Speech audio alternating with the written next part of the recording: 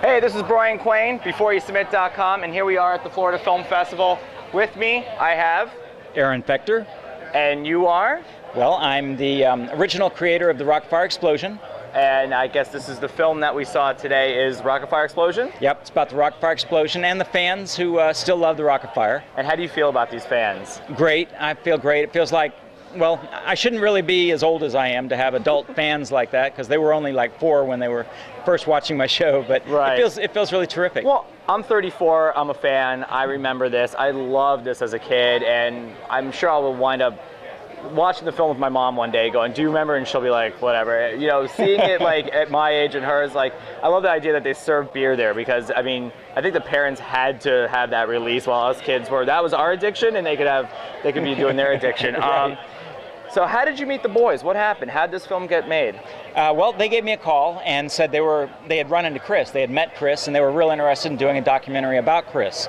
And I said, well, that's great. And they, of course, wanted, you know, whatever releases I could give them to do that. And I said, that'd be fine, no big deal. And I said, well, do you mind if we come give you a visit? So, Brad and Brett came down to Orlando, checked out my warehouse, and said, okay, do you mind if we get out our cameras? I said, no problem there at all.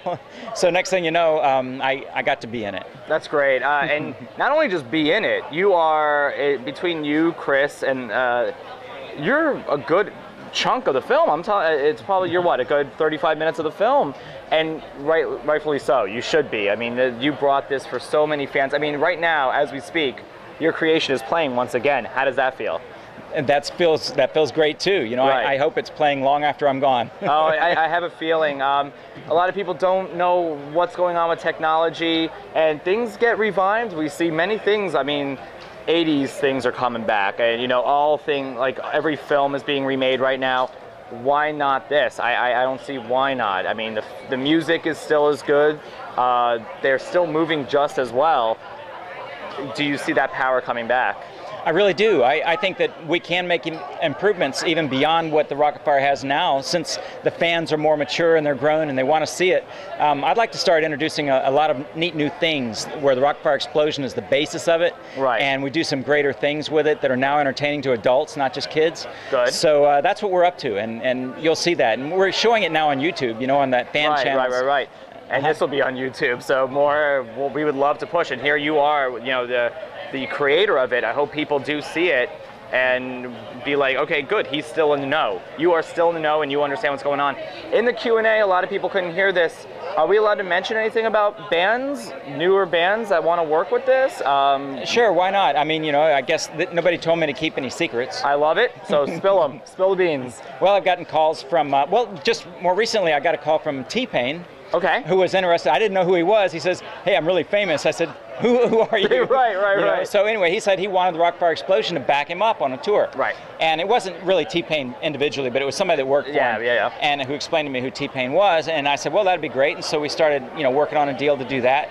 And it's still in the process of being negotiated. We heard you mumble the words Lost Boy, but I think you meant Fall Out Boy? Yeah, How's that going? Boy, that's who I meant. Yeah, right. I thought that was great. They gave me a call. They said that their new album, this was a few months ago, their new album would have a bear on the cover. Right. And that they were old Rock-AFire fans, and that the bear on the cover sort of tied into the Rock-AFire with Billy Bob, and wanted to know if maybe we could do something with that. And one last band I have to mention. They're on tour right now at Jane's Addiction, a whole new, is this going over your head, Jane's Addiction? No, I've heard of that. Good. 9 Inch Nails. 9 Inch Nails. Are we hearing this too? Yes.